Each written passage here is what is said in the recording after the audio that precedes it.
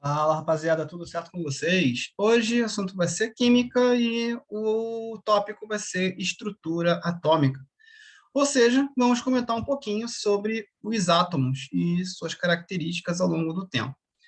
Bom, para falar disso em primeira instância, precisamos falar dos modelos atômicos, e são mais ou menos quatro principais para a química. Só que antes de falar dos primeiros modelos atômicos, né, em particular, primeiro da teoria atômica de Dalton, cabe ressaltar que a ideia de átomo, o nome átomo, ele vem da Grécia Antiga, através dos filósofos gregos, principalmente Leucipo e Demócrito. Eles estabeleceram a filosofia atômica, ou seja, de que toda a matéria era feita de partículas não divisíveis, que não podiam mais ser divididas. O nome átomo significa, inclusive, isso, indivisível. Só que, como naquela época, mais de 200, 300, 400 antes de Cristo, não havia ah, uma fundamentação prática, uma experimentação para se testar isso, essa filosofia atômica caiu em desuso, perdendo para a filosofia a teoria dos quatro elementos, né? Mais comprovável naquela época, que só foi quebrada, de fato, em 1803, quando o cientista John Dalton, sim, mais de 2.000 anos com essa ideia da teoria dos quatro elementos prevalecendo. E o John Dalton conseguiu comprovar cientificamente a ideia do átomo. Então, essa seria a teoria atômica clássica. Só um parêntese aqui, a filosofia atômica trata de ideias ou de hipóteses com lógica. Só que para chamar de teoria é necessário passar pelo método científico, que tem a ver com observação, hipóteses, que são as ideias iniciais, a experimentação e a teoria de qualquer modelo atômico ou de qualquer modelo ou de qualquer estudo científico, ele é baseado no que a experimentação conseguir comprovar das hipóteses. Então, as hipóteses confirmadas se transformam em teorias. As hipóteses não confirmadas são descartadas dessas teorias. Dito isso, na teoria atômica de Dalton, nós temos as seguintes informações. A matéria é formada por átomos, que são partículas extremamente pequenas, né? Já é a própria definição de átomo. Os átomos são esféricos e são maciços, ou seja, não tem espaço vazio internamente no átomo. Então, o átomo ele é uma esfera, ele é maciço, ele é indestrutível e intransformável. Então, o formato do átomo ele permanece o mesmo. Uma bola de gude, por exemplo, infinitamente pequena. Os átomos que apresentam mesmas propriedades constituem um elemento químico, ou seja, aqui a ideia de elemento químico começou a ser elaborada. Então, os átomos que tiverem mesmo tamanho, mesma massa e mesma forma são o mesmo tipo de átomo. Era o critério dessa época.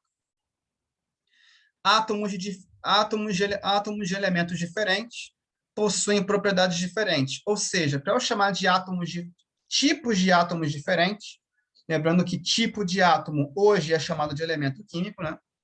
Mas tipos de átomos diferentes vão ter tamanhos diferentes, massas diferentes e formas diferentes. Que no caso, como todos são esféricos, são esferas umas maiores do que as outras. Os átomos podem se unir entre si formando átomos compostos, ou seja, aqui Dalton está fazendo está propondo uma união entre os átomos. Então, os átomos eles podem se unir formando átomos compostos. Esses átomos compostos é a noção de substâncias na prática. Então, se eu puder pegar dois átomos iguais e uni-los, eu vou formar uma substância simples. Mas átomos compostos que ele está falando são átomos que se uniram para formar um conglomerado, para formar uma estrutura única com os dois. Então, o próprio Dalton já propôs uma combinação entre os átomos. Então, átomos compostos hoje é o que chamamos de substâncias. E as substâncias podem ser simples ou compostas, a depender dos tipos de átomos que estão se combinando.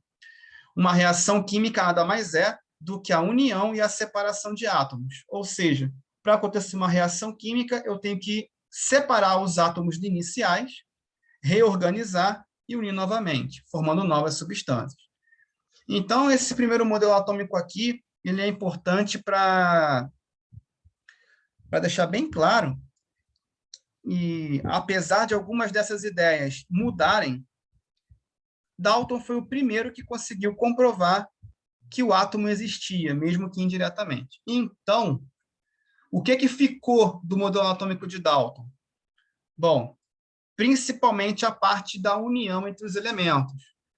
Então, a ideia de átomos iguais e átomos diferentes tem a ver com as mesmas propriedades. Claro que as propriedades vão mudar de acordo com os outros modelos. Os átomos ainda podem se unir formando as substâncias. Isso foi Dalton quem propôs, e isso ainda está vigente. E uma reação química é a separação e a união de átomos. Ou seja, os mesmos átomos que começam uma reação química são os mesmos átomos que terminam uma reação química. A diferença é como eles estão se combinando. Então, apesar do modelo atômico de Dalton ter muita coisa mudada nos demais modelos, esse modelo é importante porque esses últimos detalhes que eu falei permanecem ainda até hoje. Já em 1903, sim, uma diferença bastante grande entre os dois primeiros modelos, são 100 anos de diferença. O inglês Joseph J. Thomson, baseado em experiências científicas com gases, que mostraram que a matéria era formada por cargas elétricas positivas e negativas. Ele modificou o modelo atômico de Dalton. Como assim essa coisa de gases? O que Thomson fez foi submeter gases da própria atmosfera mesmo a pressões baixas. O que acontece é que a atmosfera ela é um isolante elétrico. Então, conforme o Thomson foi mexendo na pressão dos gases, ele descobriu que o próprio ar pode ser condutor elétrico, a depender da quantidade de carga elétrica e principalmente da pressão que o gás tem naquele momento. Então, Thomson conseguiu fazer eletricidade ser transmitida de um ponto a outro, tendo o ar como meio condutor. Visto isso, Thomson deduziu que a matéria, por padrão, tem natureza elétrica, algo que Dalton não chegou a comentar. Então, para o Dalton, teoricamente, a matéria não tem esse comportamento. Até porque os estudos em eletricidade eles já estavam bem avançados em 1903 e não tão desenvolvidos assim, para não dizer incipientes, na época do Dalton. Então, o átomo ele continuava esférico para Thomson, maciço, então ele não tinha espaços internos ou coisas assim, mas a mudança principal é a questão das cargas. O átomo tem natureza elétrica, então ele tem cargas positivas e cargas negativas. Como nesse desenho aqui, o que está acontecendo? Nós temos o átomo por si só, ele é positivo e ele possui cargas negativas ao redor de si incrustados. Ou seja, o átomo é positivo, mas possui os elétrons grudados em sua superfície. Beleza?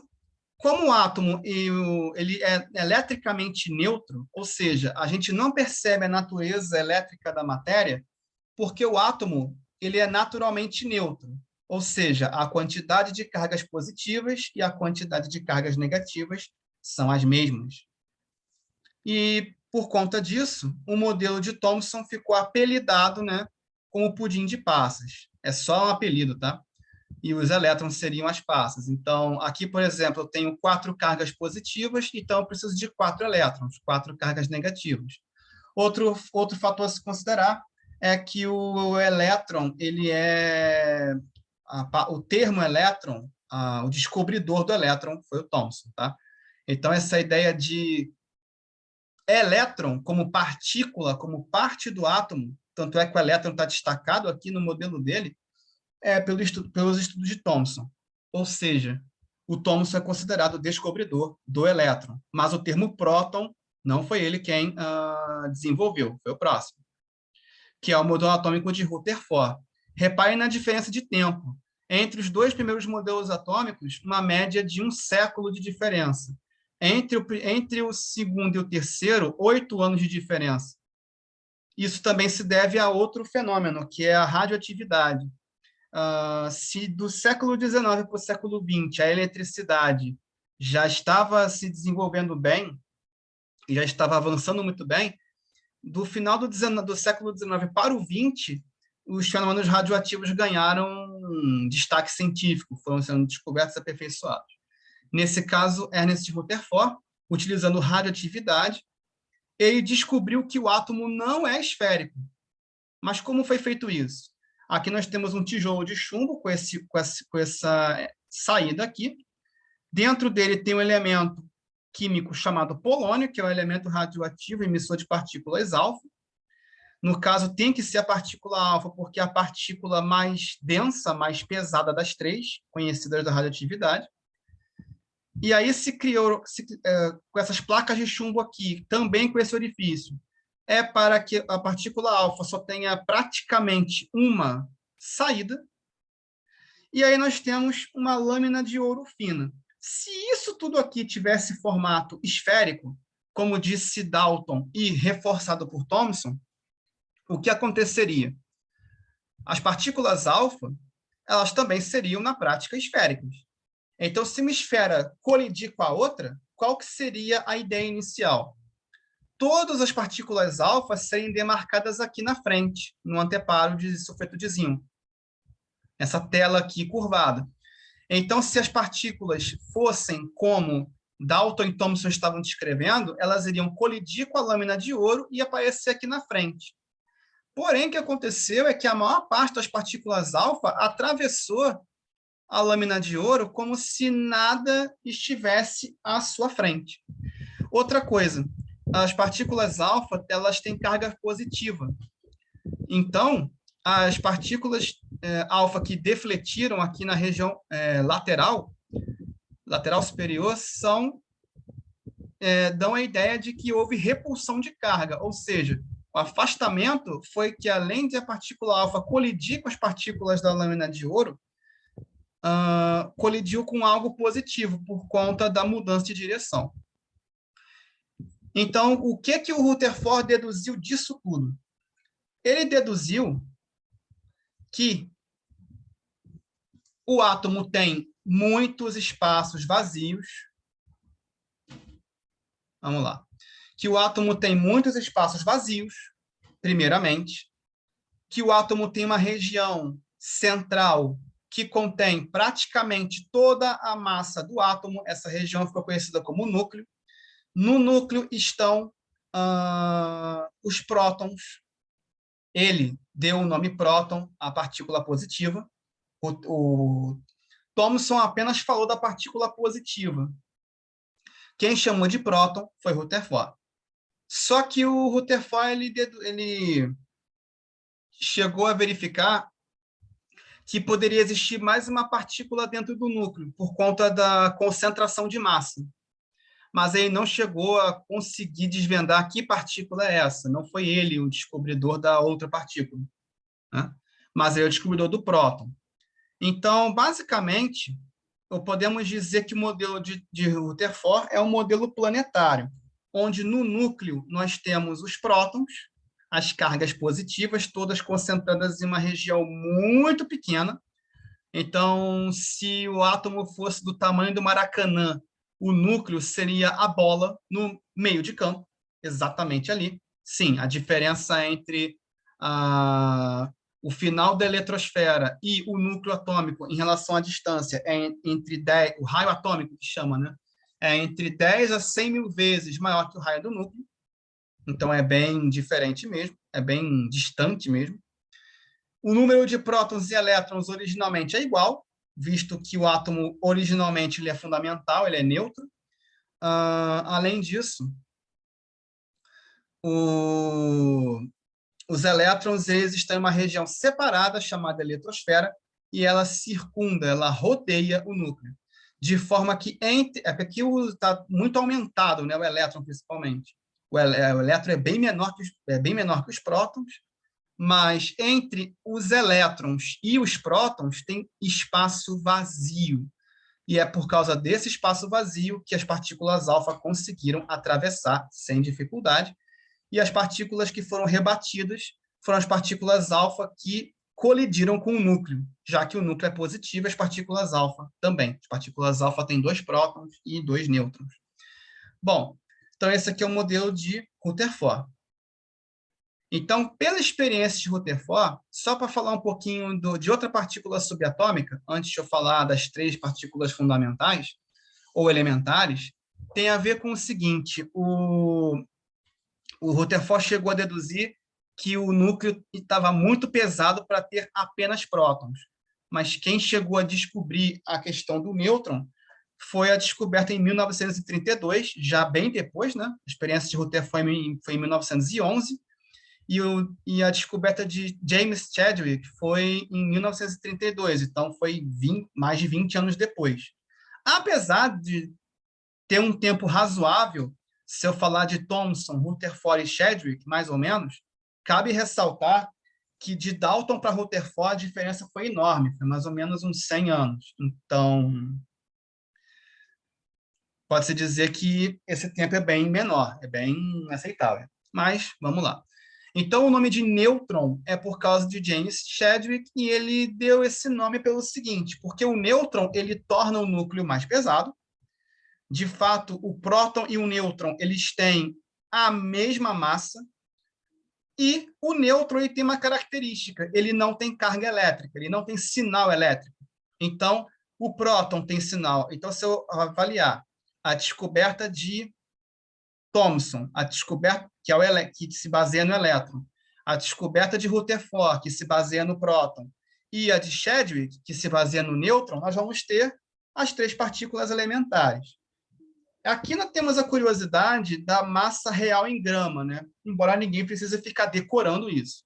Mas, vamos lá. O próton e o elétron, eles têm as mesmas cargas elétricas. Aqui, no caso, é em módulo, né? 1,6 vezes 10 a menos 19 coulomb. Porém, o sinal é diferente. O próton vai ter esse valor positivo e o elétron vai ter esse mesmo valor negativo. Então, eu posso dizer que um próton, então, se eu comparar os dois, um próton e um elétron têm a mesma carga, a mesma quantidade de carga, porém, sinais diferentes. O próton vai ser mais e o elétron vai ser menos. E a quantidade de carga, o módulo é o mesmo. O nêutron não tem carga nenhuma. O nêutron tem 0 coulomb. Então, o nêutron não contribui com a carga do átomo, nem para mais nem para menos. Agora, a massa em grama de um próton é a mesma de um nêutron. Então, um próton e um nêutron têm a mesmíssima massa, igualzinho, sem tirar nem pôr.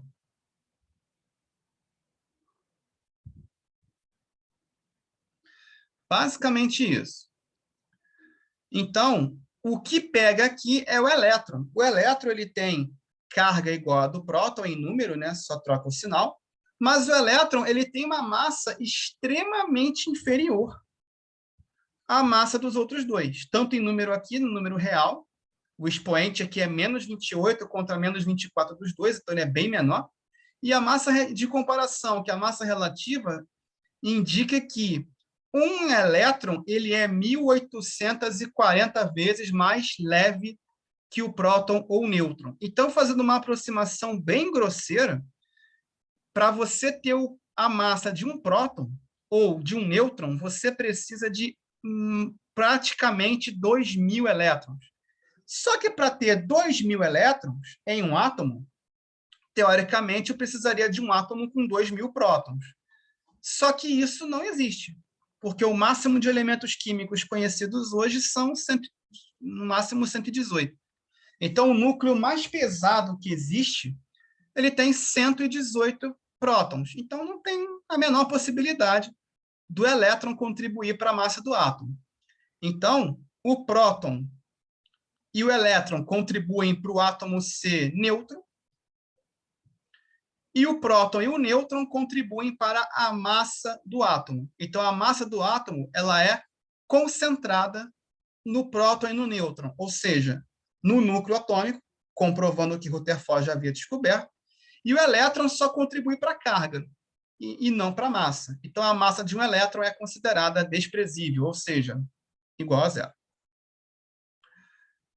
Beleza.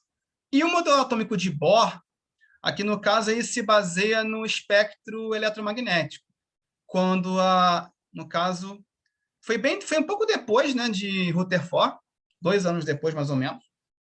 Então, no início do século XX, qual era uma das informações importantes?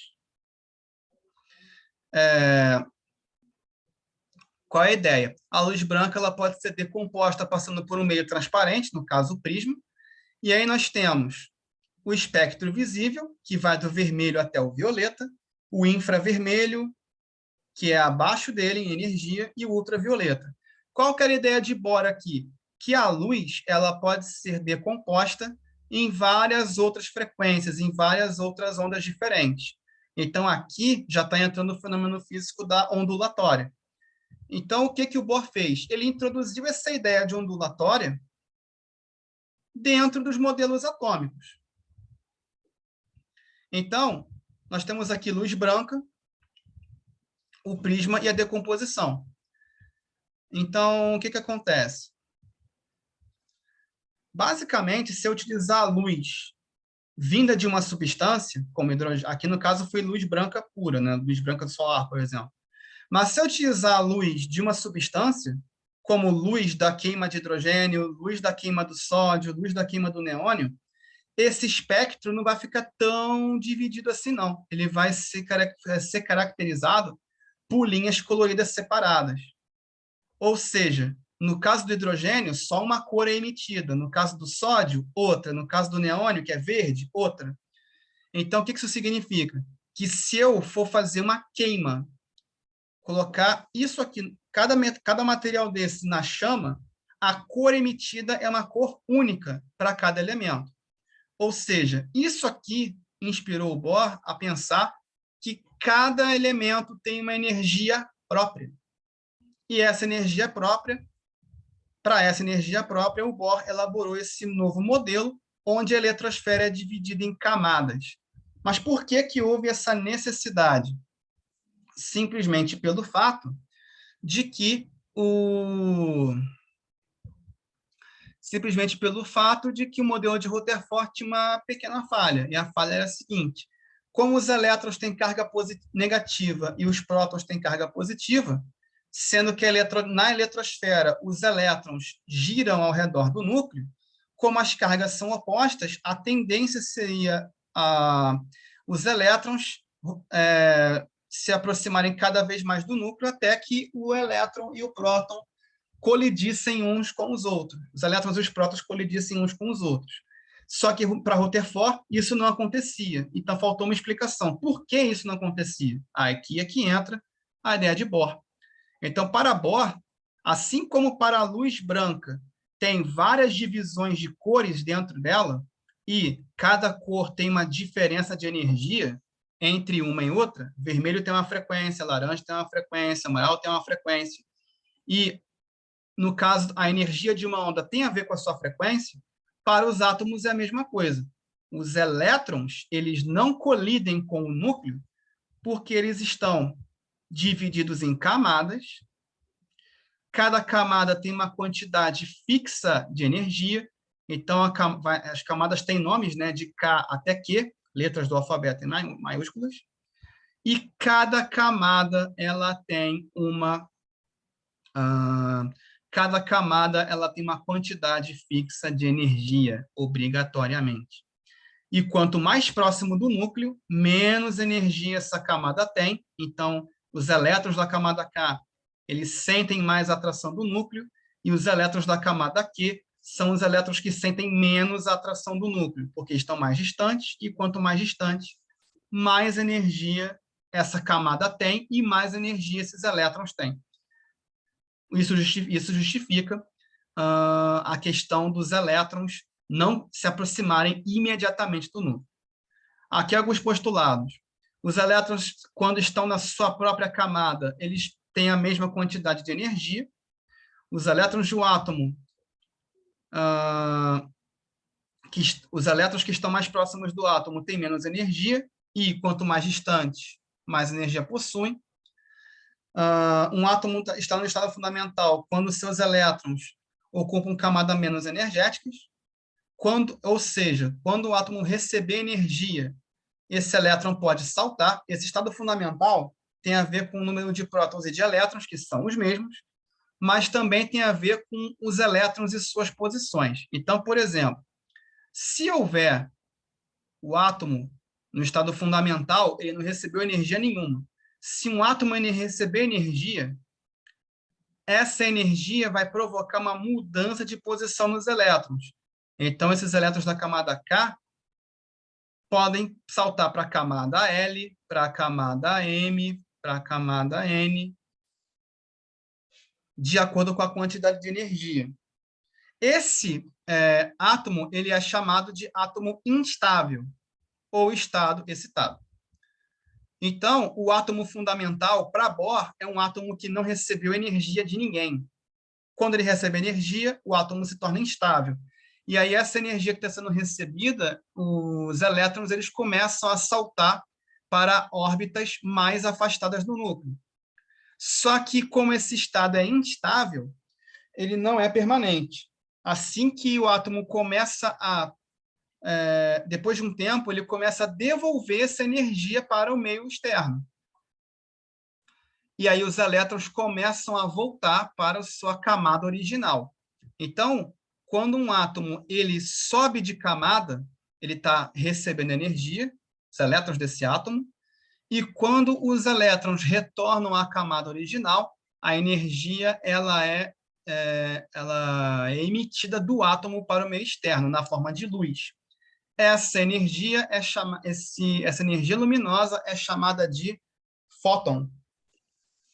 Ou seja, é um comprimento de onda, é uma energia emitida especificamente pelo átomo. Então, o hidrogênio vai ter uma, o sódio vai ter outra, o ferro vai ter outra, o magnésio vai ter outra. Cada elemento químico vai ter uma cor específica e um fóton específico. Beleza? Bom, isso justifica aqui que o porquê dos elétrons não serem atraídos imediatamente pelo núcleo justifica também, justifica também a questão da ideia de comprimento de onda, da ondulatória, dentro da teoria atômica, no caso de Bohr. Isso aqui também abre precedente para uma matéria chamada distribuição eletrônica, mas isso é foco para outra aula.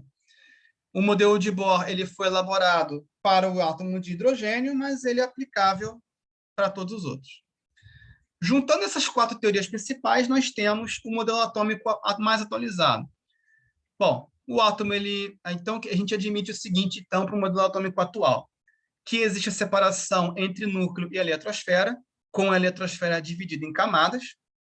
Segundo, que o núcleo tem a maior parte da massa do átomo, ou seja, tem prótons e nêutrons ali, e o elétron tem carga negativa e ele tem massa desprezível. Dessa informação, a gente tira algumas informações, como o número de massa. O número de massa, chamado de A, é a soma do número de prótons com o número de nêutrons. Então, se eu tivesse exemplo do nitrogênio, ele tem 7 prótons, 7 nêutrons e 7 elétrons. Se eu quiser saber o número de massa, é só somar ambos. Ou seja, próton com nêutron, a massa dele vai ser 14. Para o ferro, 26 prótons, 30 nêutrons e 26 elétrons. Então, se eu quero saber a massa, eu esqueço dos elétrons e somo diretamente próton com nêutron. Lembrando que, na representação, o símbolo do elemento químico de um átomo, ele é com letra maiúscula, inicialmente, tá? Se tiver 2 letras, a primeira é maiúscula, e a massa é simbolizada na região superior, à esquerda, principalmente. E aqui, por padrão, um átomo é neutro. Então, o número de cargas positivas e negativas, inicialmente, é o mesmo. Esse aí, no caso, é o átomo no estado padrão fundamental. Bom, beleza. E aqui, no caso, eu já deixo um gancho para o número atômico. O número atômico é a carga nuclear ou o número de prótons que um átomo possui. Então, eu identifico um tipo de átomo, eu identifico um elemento químico de acordo com quantos prótons ele tem. Então, o oxigênio tem 8 prótons, todos eles têm 8. O hidrogênio tem um próton, todos eles têm um. E, obviamente, a quantidade de elétrons inicialmente é a mesma. Então, se um átomo tem número atômico 6, ele vai ser o carbono.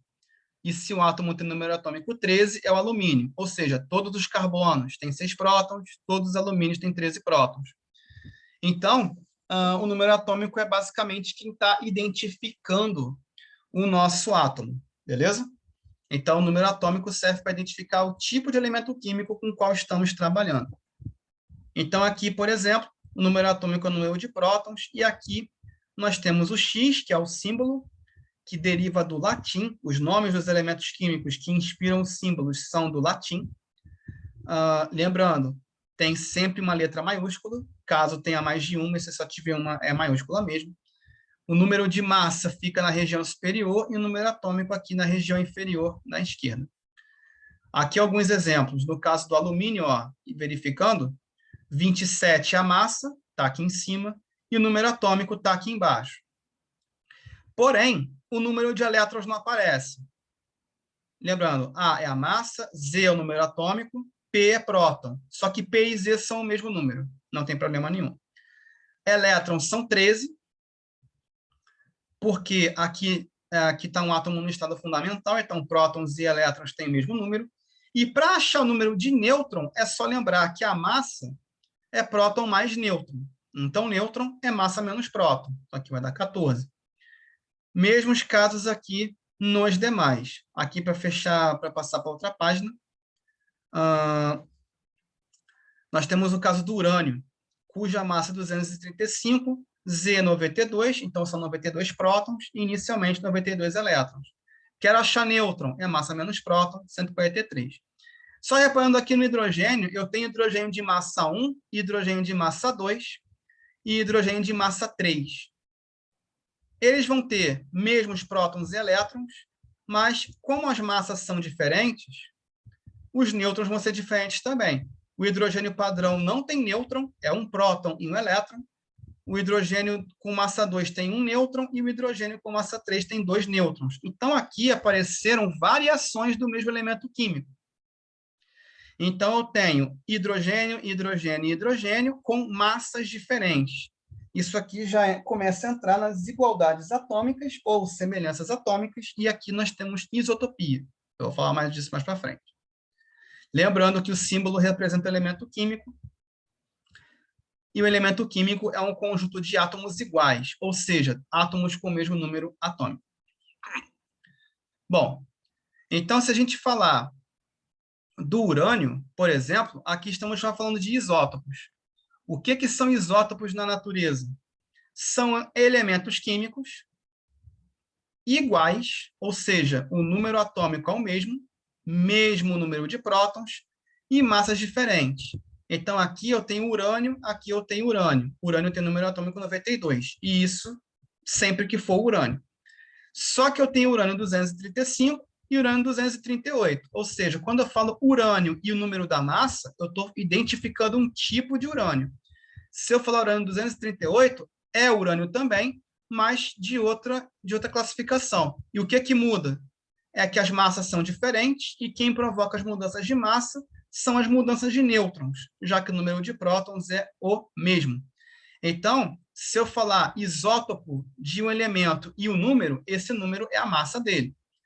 E faz sentido, porque eu não vou falar o número atômico do urânio para todos os isótopos, porque todos os urânios vão ter o mesmo número atômico. No caso aqui do hidrogênio, que a gente comentou antes, eu tenho hidrogênio 1, hidrogênio 2 e hidrogênio 3. Todos são hidrogênios. E o hidrogênio ele tem o mesmo número atômico, enquanto for hidrogênio. Então, a massa vai ser massa 1, ou prótio, massa 2, ou deutério, massa 3, ou trítio. Então, o que muda, eu posso falar hidrogênio 1, hidrogênio 2 e hidrogênio 3. Bom, claro que, para verificação, os elementos químicos, quase todos, têm mais de um isótopo na natureza. Porém, um desses isótopos vai aparecer em maior porcentagem, em maior quantidade do que os outros. No caso do hidrogênio, é o número atômico 1. Esse prótio aqui é o mais abundante, tem maior porcentagem. Beleza? E no caso do hidrogênio, deutério e o trítio aparecem em quantidades bem menores. Então, esses aqui foram os isótopos. Nos isóbaros, nós temos uma inversão. São elementos químicos diferentes com a mesma massa. Ou seja, nós temos átomos diferentes com prótons diferentes e massas iguais. Então, a gente vai procurar a igualdade aqui em cima. Aqui eu tenho potássio 40 e eu tenho argônio 40. Então, são átomos diferentes com massas iguais. Naturalmente, como as massas são iguais e os prótons são diferentes, os nêutrons também serão diferentes. Falando em nêutrons, nós temos os isótons, que são átomos que têm a mesma semelhança, só que no número de nêutrons. Então, o resto é diferente. Os prótons são diferentes, as massas são diferentes, e os nêutrons são iguais. Só que para obter os nêutrons é sempre subtraindo massa menos próton. No caso do hidrogênio, nós temos massa 3, número atômico 1, diminuindo são 2 nêutrons. No caso do hélio, eu tenho massa 4 e número atômico 2, 2 nêutrons. Então, para os isótonos, nós temos prótons diferentes, massas diferentes e nêutrons iguais. Aqui um quadro resumindo bem. Isótopos. Só o que é igual são os prótons, o que também indica o mesmo elemento químico. Prótons iguais, massa diferente, nêutron diferente. Isóbaros. Só a massa é igual, próton e nêutron diferente. Isótonos. Só os nêutrons são iguais, prótons e massa diferente. Bom, aqui no caso temos um pequeno exemplo envolvendo os átomos A, B, C, D e E e com seus respectivos nêutrons. Então, reparem aqui, que se eu for pegar os isótopos, eu vou ter apenas o B e o D como um par, e o C e o E. B e D tem 9 prótons, C e E tem 11, tenho 2 pares de isótopos. Isóbaros têm que ter a mesma massa, então vai ser A e B, são os mais fáceis de procurar. E para eu saber quem são os isótonos, eu tenho que descobrir quantos nêutrons tem cada um e fazer o comparativo. Eu tenho B e E, eu tenho A, C e D com 10 nêutrons, já é um trio com 10, e com 11 eu tenho B e E. Não é muito difícil fazer essa procura. Lembrando que para os átomos terem o mesmo símbolo, mesmo número atômico, ou isótopos. Aqui nos íons já entra uma categoria diferente pela questão do seguinte: íons são átomos eletricamente carregados. Isso significa que são átomos que têm diferença entre o número de prótons e o número de nêutrons. Isso significa dizer que os íons eles têm ou mais prótons que elétrons, ou mais elétrons que prótons. E, no caso aqui, vamos avaliar os íons positivos e os íons negativos. Primeiro, no caso do cálcio, aqui abaixo, ele tem a tendência de perder 2 elétrons. Tá? Isso a gente verifica por uma matéria chamada distribuição eletrônica e também nas ligações químicas mais adiante. Mas a tendência do cálcio é perder 2 elétrons. E quando ele faz isso, ele chega em 18. Quando ele perde os 2 elétrons, ele fica com 20 prótons e 18 elétrons. Cada elétron anula um próton. Uma carga positiva anula uma carga negativa. Porém, como eu tenho 2 prótons a mais, vai ficar 2 mais. Esse 2 mais significa o quê? Que eu tenho 2 prótons sobrando ou 2 elétrons faltando. E outra coisa, a ideia dos íons é movimentação apenas de elétron, tá? Ou tem elétron saindo ou tem elétron chegando. Nada de próton sair e próton chegar. Saída de próton ou entrada de próton é uma matéria chamada radioatividade, nada a ver com essa daqui. Então, no caso do átomo do cálcio, se ele é um cálcio 2+, quer dizer o quê? Que 2 elétrons saíram. Então, a carga é mais 2. No caso do alumínio, alumínio trivalente positivo ou cátion alumínio, cátion trivalente. Cátion é o nome dado aos íons positivos.